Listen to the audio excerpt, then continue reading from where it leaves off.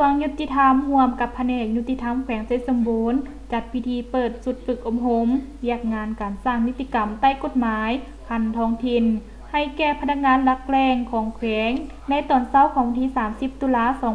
2019 ที่ห้องประชุมแผนกแถลงข่าววัฒนธรรมและท่องเที่ยวแขวงโดยการเข้าร่วมเป็นประธานของท่านคำแดงศรีลาวงศ์รองประธานสภาประชาชนแขวง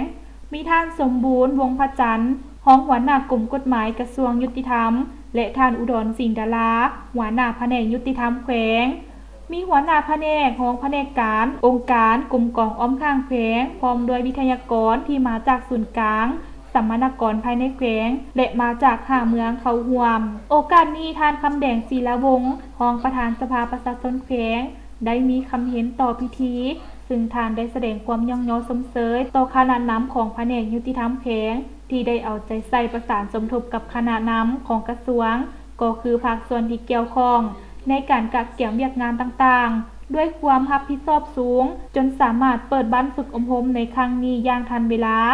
จากนั้นท่านได้กล่าวเปิดพิธีอย่างเป็นทางการพร้อมเดียวกันนี้ท่านสมบูรณ์วงศ์พระจันทร์รองหัวหน้ากรมกฎหมายกระทรวงยุติธรรมได้ดำเนินการบรรยายเอกสารที่สำคัญต่างๆเป็นต้นเอกสารการสร้างนิติกรรมใต้กฎหมายคันท้องถิ่นเทคนิคการห่างข้อตกลงและเวียกงานการประเมินผลกระทบของห่างนิติกรรมทั้งนี้ก็เพื่อปฏิบัติตามแนวทางเปลี่ยนแปลงใหม่รอบด้านที่มีหลักการของพรรคเกี่ยวกับการคุ้มครองรัฐ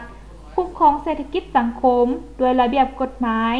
โดยหันแนวทางนโยบายของพรรคให้เป็นนิติกรรมเพื่อให้บรรดาแนวทางดังกล่าวได้รับการจัดตั้งปฏิบัติให้ปรากฏผลเป็นจริง